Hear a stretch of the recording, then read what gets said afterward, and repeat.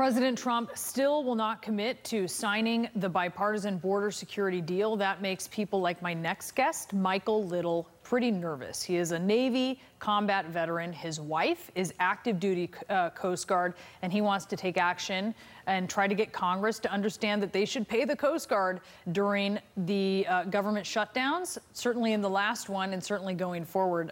Michael, you are in Washington.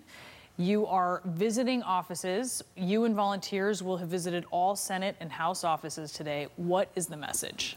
The message is simply just we need to pay the Coast Guard. They're one of the 5 branches of the uniformed services, and their mission is just as important as the Army, the Navy, the Marine Corps, and the Air Force. And there's no reason why we should be going and not paying them. You know, this is the second branch of the military in our nation's history not be paid. 1877, we didn't pay the Army. 2019, we've now not paid the Coast Guard. And so they're housed under DHS. That's part of the issue because DHS's funding gets hung up. DOD, which has the Navy, Army, Marines, they are guaranteed funding. The Coast Guard is not.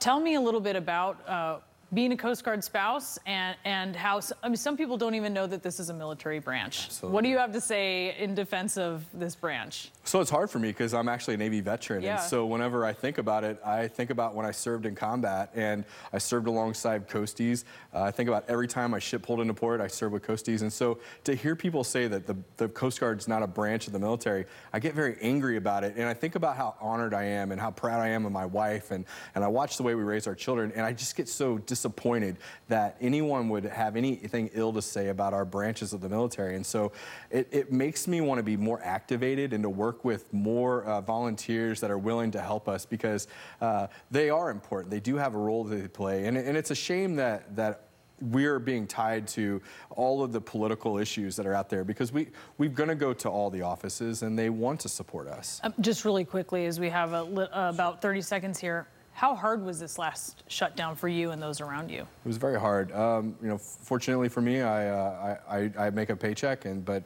I watched a lot of our shipmates that they couldn't afford to pay their rent. They couldn't afford to buy food. They had to shop in the food banks, and it was just very sad, very depressing. Very depressing time. Morale takes a hit. Morale took a hit. Hopefully recruiting doesn't either. And certainly that could be an effect, and we'll keep an eye on that. Michael Little, thank you so much for coming in and sharing your story with us.